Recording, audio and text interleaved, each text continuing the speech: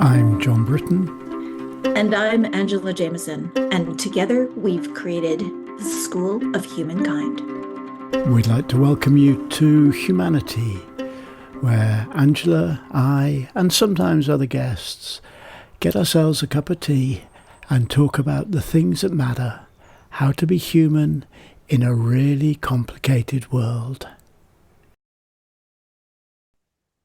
Good morning to you, Angela. Good morning. Oh, good afternoon, John. Hey, finally, it's about the sixth one of these we've done, and it's the first time you've remembered that it's not afternoon, not Really? morning. So That the world is a globe and it's turning? funny that, isn't it? Um, how are you today? I'm doing great. The sun is out. I'm a little brain foggy, but that's okay. It was my birthday and yesterday, and I woke up this morning like, what day is it? Like, I should know. Yeah, you really should. And was it an excessive birthday? It Did was you eat not. or drink to excess? Oh, of course, I do that all the time. But my husband put together a backyard pizza party because we have an oven we Uh, made during COVID. So that was lovely. And we had some family friends over. So, and sometimes friends are better than family. So we had a lovely time. Sounds beautiful. Happy birthday from me to you. A day late, but happy Thank you. birthday. Thank you So, very much. and inevitably, I have to ask, what are we drinking this morning? We are drinking, oh, I don't even know if I drank this last time, Bengal Spice. No, I don't think so. It's a very lovely um, cinnamony Uh, kind of drink. And it just makes you want to fall into a tub of herbs and spices. I remember being in West Bengal in Kolkata years ago, underneath a large bridge, might have been the railway bridge going into Howrah station, I'm not sure, but a spice market. Oh Lord, Mm. just huge buckets full of ground turmeric and ground chili and oh God, the smell was unbelievable. Absolutely unbelievable. I just wanted to dive in, but I realized that even touching those buckets of chili would probably burn the Yeah. skin off me. Not very smart. And, No. and of But course, the colors, the colors you see, just brilliant. uh and for me, the spice market is just a thing of photos. Yeah. But when you see these pyramids of spices, of all different shades, it's just remarkable and beautiful, and that's got to have taken a lot of work. Yeah, really. And you think they must sell a lot of spices to go through pyramids like that. But No kidding. Like, what are people doing with all these spices? Because I'm doing my salt, pepper, and oregano. yeah, that's as far as we're going. Oregano, that's how it's said on your side of the I Atlantic. know. As I was saying it, I was like, oh, John probably needs a translation. 100%. Oregano. Is that better? That's absolutely perfect. Although it did sound a little bit upper class English, whereas Well, that is what I am, John. I'm lower middle class Welsh. So there we go. Oh, so how would you say it? Oregano. Oh, so just a little less on the A little bit less like you're trying to go out and play polo. Anyway, I'm drinking simple healthy tea today, which is Oh, a sprig of rosemary what? from A my sprig of porch. rosemary. A simple sprig of rosemary grown in my porch, put in a cup and covered in boiling water. I don't know if like I do it with mint all the time. I've never done it with rosemary. Rosemary is great. Sage is great for tea like that. Basil What is the good. heck? My Yeah. life is opening up. Okay, fine. And rosemary it boosts memory and is good for Oh, digestion. So there you apparently go. I need it. Well, rosemary is very good for enhancing cognitive function. So they Okay, say. fine. I will Yeah. do it. But, here in the cold parts of the world, rosemary doesn't grow, doesn't keep coming back. So, Right. do you have a bush that you can just It lives forever I've got and will it. live I've got it past in you. a pot in my porch, and it sort of gets very Oh, upset okay. over the winter, but it comes back in the summer. So Hmm. uh, Okay. it's not the healthiest of things, but it's not too bad. So, what are we talking about today, Angela? Well, we're talking about big things and little things, Mm, which, yeah, I always say the little things are the big things because we tend to worry about all the big things when it's actually the little things that matter. And little things is to me the mundane parts of life, the because we're all conditioned to go to a movie and oh my gosh, this big thing happened and you know, all these incredible activities or mm, blow ups or and then we think that because it doesn't happen in our lives that we're less exciting. We just live these boring lives, but in fact the whole meaning of life is in these so-called boring moments. mm. What's your take on it? I agree profoundly. As an artist, most of what I do as a painter is repetitive, mundane, and doesn't achieve very much. Many of the pictures I make, end up on a pile of scrap paper and so on. That's how it is. And, the nature of life is to be found in its details. The texture of our daily life is a succession of details. But, and you knew I was going to say but, The at man the of butts. at the same time, there's another perspective, which for me, there's another perspective, which is when we live in a world of enormous things happening, whether that's, events like, climate change or the unfolding wars or genocides or, pollution or whatever, whether it's that or whether it's sort of enormous things philosophically like, is there a God? Is there an afterlife? What is the meaning of life? All of these things. It is sometimes difficult to sustain attention on little things when you feel that somehow the world or your mind is in crisis and you desperately need to be addressing the big things.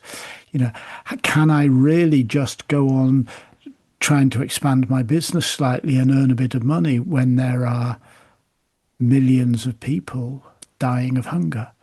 Or when there are thousands of species each year going extinct. These are big things that I feel as a human I ought to be cognizant of, and I ought to make some contribution towards trying to do something about. But in the face of them, I feel powerless.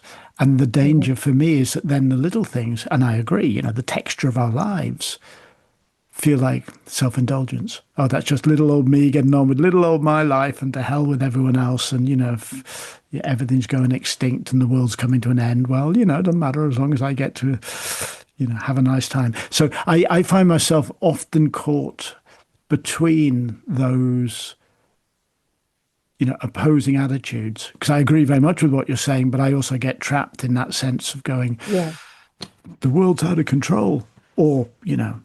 whatever. And you are not alone, John. I think that's one of the biggest um, topics in my membership. We'll come together and it's like, how do you balance living a good life when you know all of these big things in the world are happening, that there's suffering going on? Mm, And, it's one of those things that focus on what you can control, which feels very trite in the moment.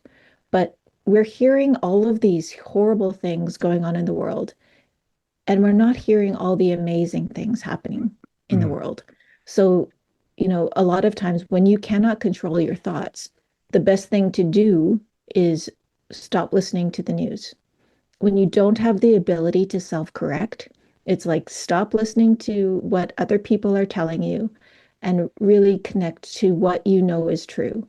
And part of what you know is true is that there's goodness in every single corner of the earth, every millimeter, every square millimeter.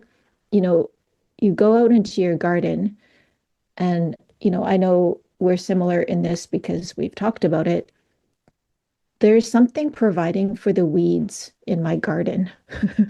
You know, I I have trouble growing things I intend to grow, but those weeds, there is some God force behind them. They love my negligence. They are thriving on my negligence. Yes. And it is due to my negligence, but they come up every single year and there is seemingly no stopping them. So and you've told me the story of the man that will walk to your house and sort of knock on your back door and psst, and he's got a bag load of beautiful fish for you.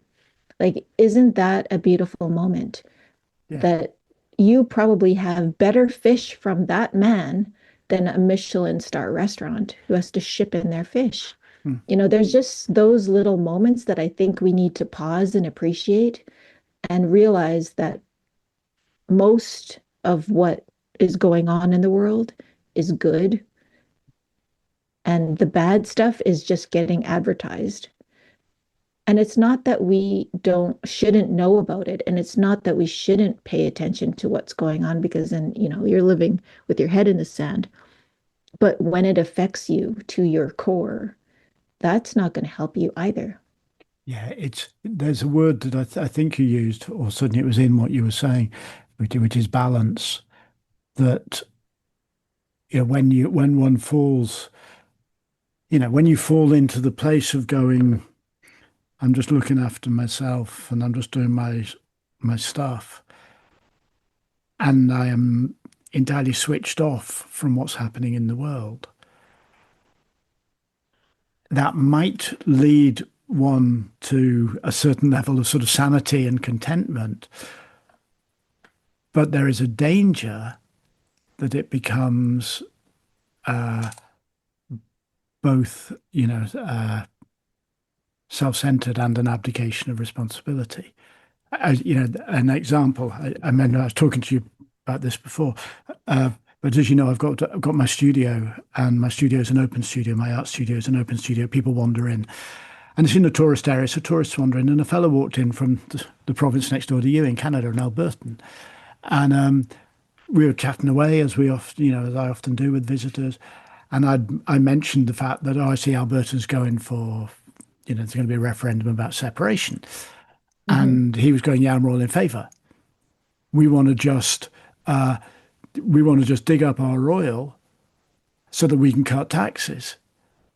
And, in some ways that's looking after the small stuff, isn't it? That's him going, me and my community, we want to look after ourselves. We want to, have a good life, decent taxes, blah, blah, decent level of taxes and all of this stuff. And I sort of ventured to suggest that there were people not in Alberta who would pay the consequences for that we are a globally interconnected world. And he was, well, let's just say he didn't buy any paintings from me, that's for sure. And it wasn't an argument, but it was a very clear sense of him going, I have made my decision about how I am in the world. I am concerned only with that which is local to me, and I'm hostilely indifferent to everything else, in the sense I don't want to know about it, and I'm going to get angry with you if you try to suggest I ought to know about it. But on the other hand, if you spend all your time obsessing about the big stuff, you become kind of paralyzed into inaction and into despair and so on. So somebody came around here a while ago, about a year ago. I donated a painting to a raffle that was for medical aid to Palestine, to Gaza, and I donated a painting to it. And she was a younger woman, a mature student, but student age, but older for student age. And was a lovely sunny day. We sat outside my house for a minute or two as I sort of gave her the picture and I was chatting to her. And I was just saying to her, it's taken me all the 30 seconds to work out that you are right on the edge of burnout. I saw her on Facebook. She was posting 4, 5, 6 times a day about stuff. I was going, you can't do this. I really, really, really admire what you're doing. I really, really support what you're doing, but it's killing you. And you can't do that. Go for a walk on the beach. Don't rush back to the local town and get on with stuff. Go for a walk on the beach. You're up here. It's a sunny day. Go for a walk on the beach. And she did. And she wrote to me later and said, I haven't felt this good for years, just because she gave herself Wow. time to deal with the small stuff. So that balance, I think, is really tricky. And, then you bring in health and you bring in family and you bring in all these other big forces. And sometimes paying attention to things that you can do something about, which is one of my maxims, is a very good idea. But sometimes I think we need to pay attention to things even if we can't actually do anything about them because they're part of the context of the world we live in. Yeah, there's a huge difference in those examples you gave in terms of, focusing on what you can control. And that is the feeling that you're having when you're focused on what you want. So if you think about the friend from Alberta, he's acting out of and you can feel it. There's some sort of rebel, there's an anger, there's a there's not that community feel. There's not a we got to take care of each other feel. And it's like a statement of, well, plainly said, separatism. I want to be separate. When the world is one, just because we've drawn borders a certain way, that we govern a certain way, we are still on this big rock hurling through the space. So that is taking yourself to a place that is destructive to you. And I have to say, from what I've seen in the polls, he's in the minority. Yeah.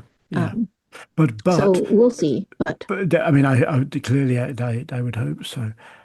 But I think the idea that you base what you're saying on, one that I absolutely agree with, that we are all interconnected and we share a planet and so on.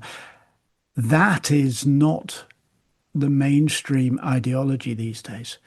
I mean, Trump and MAGA is America first and to hell with everyone else.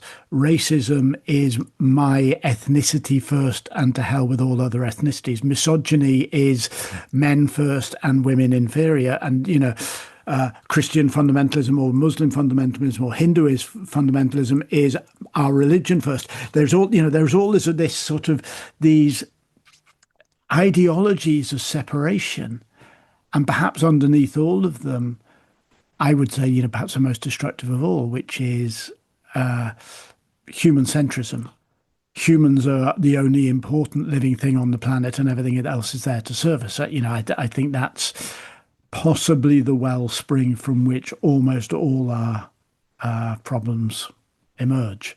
That we think and fear. And how, so right, Angela, so right. How much is that driven by fear? The fear that if we actually link outside these borders with a foreigner from another nation or another ethnicity, or a man actually opens to a woman or vice versa or whatever, or most of all, if we acknowledge that other creatures have consciousness and feelings and rights, we're going to have to grow. We actually have to learn and grow, and people will do an awful lot to avoid learning and growing. Yeah. I mean, and we don't even really know the history of our planet, because if you think about even the misogynistic part, and because I'm a female engineer, I do see a lot of that in terms of, yeah, that a lot of, say, science breakthroughs, there were so many made by some remarkable women. But we do not celebrate them. We do not know their names. There's like maybe a few names we know, like Mar Marie Curie, but there's so many more that there's examples of, this woman did the research, this man disagreed, but then published it under his name. Mm. And there's so many things like that. So the filters we have put on ourselves, that's just one of those, we only see things from the way people wanted to record it. Yeah. So that's, yeah, we're just all biased. And myself as a woman, that's all I know too. That's all I was taught too. Yeah. So Yeah. it's Yeah. almost like trying to break out of the paradigm to realize, like, oh, there are amazing women who have gone before me, Mm. that I just don't know about them. And not only amazing individual women, but so often when we know of a man, and it's true in science and engineering, but it's also true in the arts, actually what we know of is a team, a man and a woman, or I know, right? and often it's the team is only known as the man because often the man would be the one who got the prize, or perhaps the man was the academic, so put his name on the paper or whatever. But so often we're told, look at this genius, and you go, that genius is one member of a team. It's the team that is the genius. You get all these sort of, who was I reading the other day? So I can't remember now. But somebody who's, he was a very well-known man and, very important man in whatever field I was reading. I can't remember what it was I was reading now. But it just noted that the the person who provoked all his thinking was his wife, because she would constantly question what he was saying, and she was brilliant. And we don't even know her name. I can't remember her name. Right, But right. what he came up with, and I think this was in the field of music. I think it might have been John Coltrane, the jazz musician, or someone like that, or whatever. But what he came up with was the outcome of conversations between him and a woman, but we don't know the woman's name. And it wasn't Alice Coltrane, who we do know of as a musician. I may not be Coltrane, but the point remains: we are focused on individuals, and we are focused on male individuals, and often focused on white male individuals. Yeah, yeah, And yet, almost all the great advances have come from collaboration and between humans, but also collaboration with landscape, collaboration with nature, and so on and so forth. Marie Curie's great discovery was because some mold grew in a petri dish. That was nature. It was a collaboration between her and some mold, but she gets the credit. Why didn't the mold get some Nobel Prize? because then I'd have to be giving out prizes in my fridge every week. Oh, don't talk about fridges. I've got to go down and do some serious work soon. Oh dear. I'm cooking tonight, and I suspect there are things in there that, if I whistle loud enough, will crawl out and get into the oven on their own. So, That's yeah. Well, back to the point is, I've grown up seeing all these remarkable men being feted for their accomplishments, mm, and I often think about how their day works. And so any person who is a so-called genius in their field, they're focused on that field. Like mm, they love every bit of it. But like who gave them lunch? totally, And absolutely. who washed their clothes? Yeah, Because if they're so addicted to a subject that, and I'm all for it in terms of if you find something you love from, go for it because you are going to advance humanity in whatever you're focused on. But to survive, you need help. Like totally. whether it's like nowadays you can call in some food or something, but someone prepared that for you. Yeah, So to exist on this planet is teamwork. totally. I remember reading an interview with one of my favorite authors, which is Ursula Le Guin, uh, talking about her early life when she was married and had children and whatever, saying how utterly, utterly lucky she was that she had a husband who really got it. She said that he had a job and she had a job and there were children to bring up. That's three jobs. And she said that she reckoned two people could do three jobs if they worked hard enough, but one person couldn't do two jobs. She said she would not have been able to be the writer she was if she had also had sole responsibility for running the house and bringing up the children. But she said, one of the great blessings of her life was having a husband who got it and simply said it's a 50-50 job with I'm half this family, so I'm half of the child rearing. And now, and I don't know whether it's actually half and blah blah, but Yeah, yeah. it was. But he stepped up.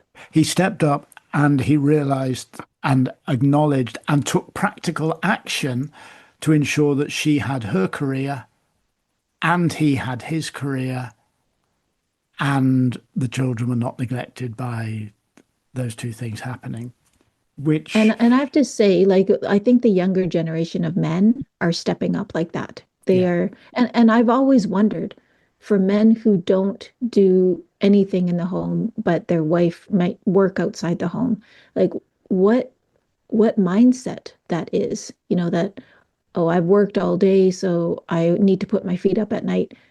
Yeah, so did she. Mm. So But I don't how much understand does that. this come back to where we started this conversation? That mindset is I'm dealing with the small things of my own life and not thinking about the even slightly bigger picture about the fact that the person, this person who's been working all day is currently doing the washing up. So we can go into that place where we go, I am just going to focus into what's comfortable. And that's where I query or question the notion of only paying attention to the things that you can do something about. Even though I think it's a very important thing to remind ourselves, pay attention to the Yeah. things that you can affect. But going alongside it, I think, and open yourself to an awareness of the things that you cannot affect, and maybe ask yourself how you might change things so that you could affect them. Yeah. And that, we talk about, take care of that stuff, but the person doing that, and of course, in these days, very rare, but it could be flipped, that the woman is the career person and the Mm, man is the forgotten house man, um, is to realize how your partner feels, mm, you know, and taking that into consideration. There's a lot of one of the most common coaching tools is to do, this life satisfaction wheel, or how happy are you in each of the segments of your life. And when I get people to do that as a baseline, I always say, do this with your partner, because you might be overlooking something. Like you might be super pleased with your family sector because, you just have to show up, they're all bathed and everyone's happy, and then you go and watch the news. This was my dad's life. mm. But if you ask your partner, if you ask your partner how happy are they in the family sector, maybe they will show you that it's low. I am, exhausted. So where do you have that mismatch, and how can you help balance each other out? It's not just about you, it's about the people that you're building your life with.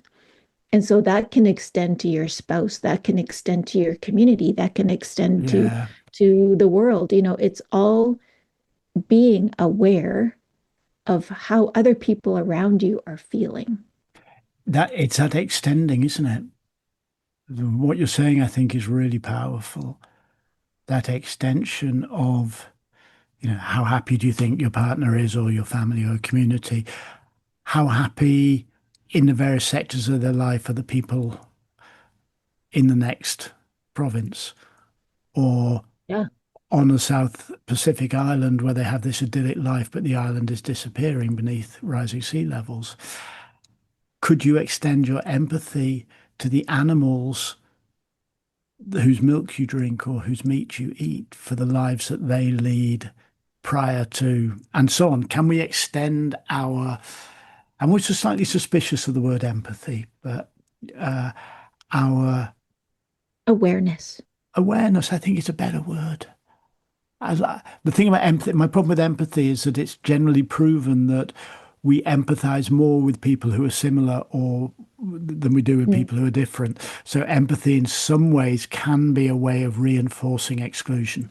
I have empathy for the person next to me, but the person who's down the road who's of a different ethnicity, they just seem weird. I don't have any empathy for them. So the danger is that it's a very nice, cozy way of drawing lines between those who are like us and those who aren't like us, and so on. So awareness, I think, is a better word. Can you actually enter imaginatively into awareness of what it must be like to be someone on a Pacific island whose island is sinking, or somebody who's, living in a traditional way, who find, let's say around here, that this is very much a monocultural area. And it isn't okay just to, condemn people who want it to stay that way. They've been here for generations upon generations. Can I enter imaginatively into sympathetic awareness of what they feel they're losing? I might not agree with them, but can I at least extend myself to say, I want to accept your, humanity, or if I want to move beyond humans, your personhood. Without that, I'm just putting boundaries in. And then I'm still going, okay, I'm going to focus on this, but I'm going Yeah, to ignore that. right. And that all comes down to the motto of our podcast, humanity. Humanity. Can Yes. we accept the fundamental humanity or personhood, if we want to deal with the more than human world, of the other? And for me, it's one of the really big questions. How can I, in my daily life, make things good for myself and for those close to me and for those I interact with? And how can I either make things good or at least try not to make things bad for all those people and creatures and natural phenomenon that, I don't even know exist, for all the rodents out in my garden, all the voles. I'm currently trying to stop my cat from eating voles. And he's now got a very bright Elizabethan ruff type collar, which makes him look very strange and a bit stupid, because the bright colours should mean that birds see him coming, so he can't catch birds and things. What can I do on a daily basis? My cat, of course, is very annoyed with me. He No sits there, kidding. sits there going, Hello. not only am I not catching any birds, but I look like a right prat. Yeah, yeah. No, thanks, Dad. Yeah, thanks, Dad. So he's got very much into the habit of scratching me when I put his collar on and off. So, hey, my Yes. teacup's Well, empty again. yes, and mine is as well. But I just wanted to say, when things feel so bad and you feel like you have nothing in life to be happy about, I always say, go do something nice for someone else.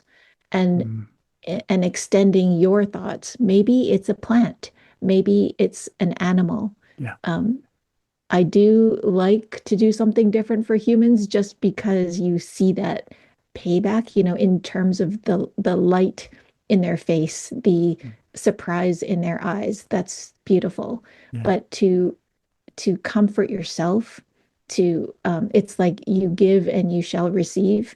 It's amazing what a little giving, the feeling that you get back. And it that will really remind is. you that all is well. No, it really is, isn't it? It's possibly the Mhm. greatest tonic of all when you're really rough to say, I do this for you. Yeah. One of the absolute joys of my studio, families come round, often have young children, and I've got a little box of £10 artworks, my little mini works. They're all originals, handmade papers, sometimes little canvas boards and things. And one of the great joys is that, children love them. They sit and look through them, and mostly people aren't buying things. 95% of people who come into my studio don't buy anything. And I just say to, if it's a young child or whatever, to say, find one you want and take it. It's yours. And I did one on Saturday. Lovely wee lass. I mean, probably she was 6 or something. Had a little canvas board with a man running up the side of a hill and a dog following him. Very cute little cartoon. And she, I just gave it her, and her face. It was like the Aw. greatest thing that had ever happened in her life. Of course, it wasn't, but for that moment, it was. And you You go, never know, John. She could remember that for the rest of her life she if may. she was 6. She may do. She may, and Yes. or she may look at that tomorrow and go, "Where did that come from?" But in that moment, I felt like a really, really good person. Which, you spend most of Yeah. your life feeling ambiguous about yourself in many ways, or I do anyway. Uh, but in that moment, I felt like I was just a nice person who was making the world a better place. What you say is so right. When it's tough, do something for someone else or something else. Go talk to a sheep. I talk to sheep quite often around here. They're often afraid of humans, but if you stand and talk quietly, they'll come and say hello to you. They like you. So Yeah. And I'd like to say that, John, you are a very good human. it's very kind of you to say so. Angela, I would like to say the same to you, but I can't because I can't lie. Oh, so enough. Thank you, John. You're a very fine human, and I think you know that. Hey, let's do it again soon.